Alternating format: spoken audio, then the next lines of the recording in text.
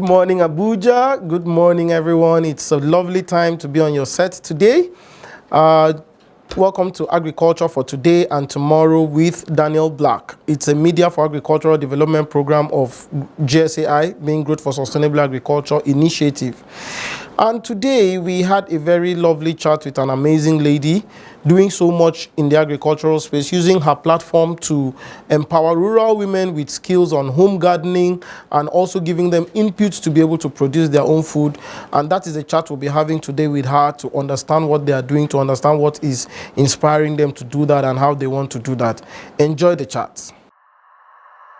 In the heart of our fields lies the future of agriculture, sustainable, innovative, and powered by smart solutions.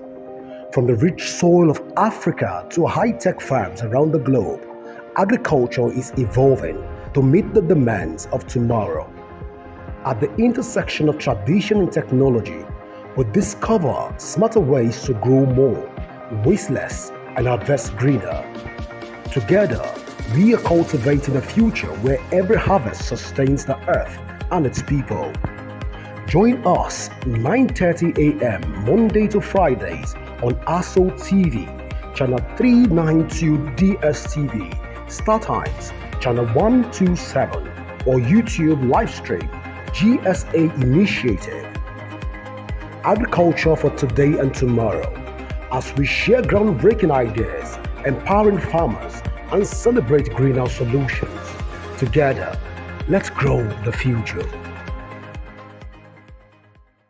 My name is Pastor Lillian Ochemba, so I'm a pastor, and I have a ministry under Oneness. I have an outreach under Oneness, and then I'm a coach. So I have a coaching program called the Evolvers Coaching Hub. This was birthed out of passion. This was birthed out of love, or not just love for the people, the pain of seeing people go through what they go through around you, basically. There was a period where, or there was one Christmas season where my husband and I agreed to just give bag of rice out. As at then, we didn't have, I'm not even sure we had rice to eat on our own, but sure, I wanted to put a smile on somebody's face, because we know that yes, people are really struggling to survive. And then we bought half bags of rice or so. And then we went to areas that we didn't even know people lived, bumped into them, gave them bags of rice. And then you could see that one of the women said, so God answers prayers. Like, you will know that this has been her biggest, maybe, prayer for that season. You see, you just see people going through a lot. So initially I started with sharing food items, clothing, and other home appliances that I know that people would need. I would always reach out to people, ask people to support, and people are willing to support. There are people that are really willing to support, just that they probably don't have the time to go into this. So I'm like the channel that they give to me, I give to them. So people would always support. In fact, it got to a point where people just bring things to my house without me asking for it. They just know that if I have things in my house now, just know that somehow she will do an outreach soon. So they just bring things. But over time, I realized that this is not sustainable. So it's just like giving them fish instead of teaching them to fish. So you just give them food, you give them clothing. As beautiful as that is, the fact that it could solve the immediate hunger is not something they could survive on. It brings you to the point where brings them to the point where they are dependent on you, because they don't know how to do these things themselves. So I thought of, okay, why don't I just align with the SDG goals number 1 and 2, where you teach these people how to do these things, how to grow their own food instead of dashing them food. Teach them to grow their own food, help them to start, and then watch them run from there. Okay, so the processes that this program will take, first of all, we educate them. So we have a classroom ready for the education to happen. We educate them, teach them how to do these things. Most of these people know how to do them on a basic level. So it's like we're broadening their knowledge, teach them to do these things, and then empower them with these materials. So you're empowering them with, okay, like some of them, where their major scare is the farmland. They said, we don't have space. We don't have space. So in speaking with them, we told them that we're coming up with a solution on how to still farm with the limited space you have. So we're giving them sacks. We're giving them maybe tires, things that they have access to every day, and then they're able to farm with those things with their limited space. And then we're giving them seedlings. We're giving them manures also to help the crops grow and grow well, basically. And then we're also following up. So it's not just a one-day thing. Currently, the community we're going to, we have like, will I say an admin? So her work is to give us report. While we go there from time to time, she's following up. So we give her incentives to keep her on her feet so that we get information. And then she follows up on those people to make sure that, okay, everything is going on well with them. Ask them questions. If they're faced with any difficulty, they reach out to her. She reaches out to us too. And then from there, we're able to monitor what's going on. First of all, I know that it's little drops of water that makes a mighty ocean. So empowering one person would naturally have its effect on the community at large. So for these people, they will naturally have access to food without believing. You know, there are things you have access to that you don't pray about. Like there are people that wake up every morning praying for daily bread. Meanwhile, there are people that is no longer part of their prayer point. So for them, to bring them out of that phase where they are believing that God will send the helper. So they have access to food that they've grown themselves. And now they have access to healthy living, healthy eating. They don't just eat anything that's been processed and handed over to them. So they are growing these things fresh, and on the long run, it also improves their health. And then they have access to resources. So if you're going, if you are conversant with the city of Abuja, and then you get to the Galadima roundabout, you will see those women selling tomatoes, potatoes. They are part of the crops they planted themselves. So now these women are not just planting and feeding their families. They're also making extra money from it to take care of their other needs, because basically our needs are not just focused on food.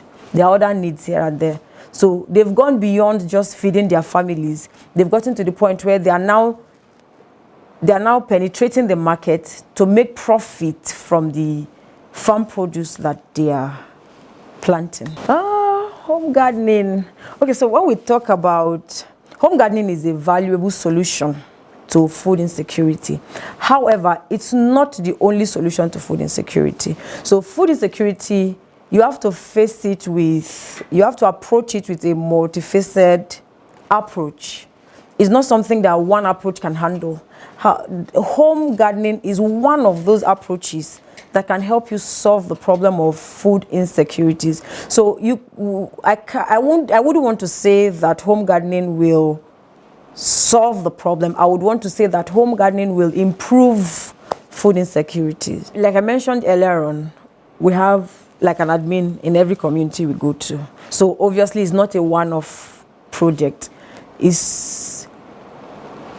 Okay, so if you want to make an impact, that was what brought me to this part of my life. Like before, what I do is I would just go there, share food, and go home. But seeing that it's not really improving their lives, it just solves an immediate problem. So we now came up with this idea of bringing them to the point where they begin to do these things themselves. So the approach with which we are coming is that sustainability approach. Bringing them out of the phase of dependence on you. Like if you don't bring food, we will not eat. Bringing them out of that phase of dependence on you and bringing them to that place of sustainability where they can run these things themselves. And you know, one of the approaches to sustainability is monitoring. So if you just come and you do this program and you go, there's no guarantee that these people will continue with it. So we have been able to also put in place the monitoring team that would follow up on them to make sure that, okay, yes, these people are doing these things. Somebody is following up on them, we're getting feedback, and then By the time they run for a while, you will know that, okay, they've gotten a hang of it. For now, we're looking at 10 people because of the resources we have. After now, definitely we are continuing. It's not a one-off project. It's not a one-off program. So after now, we're continuing with it. We'll go to other communities also. And we're believing God strongly that we'll do way better, we'll impact more people than we are doing now.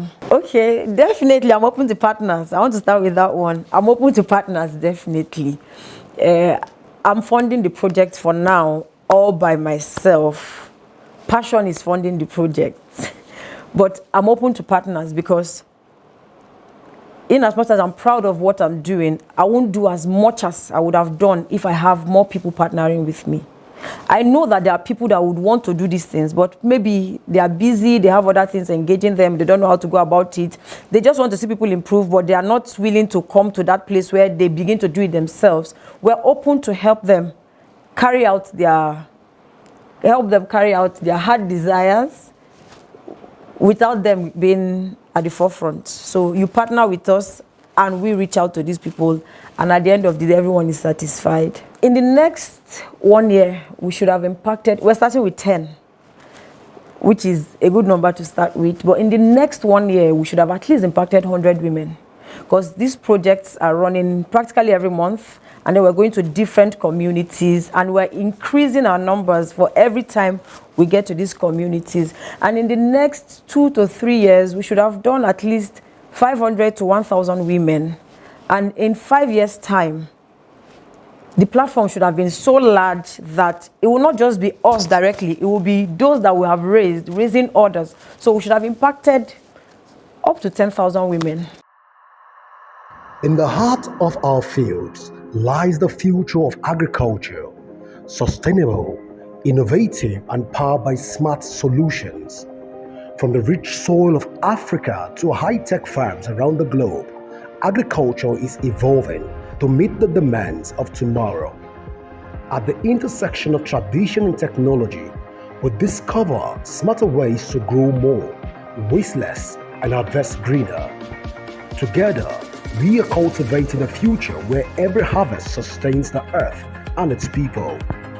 Join us 9:30 a.m. Monday to Fridays on ASO TV, channel 392 DSTV, Star Times, channel 127, or YouTube livestream, GSA Initiative.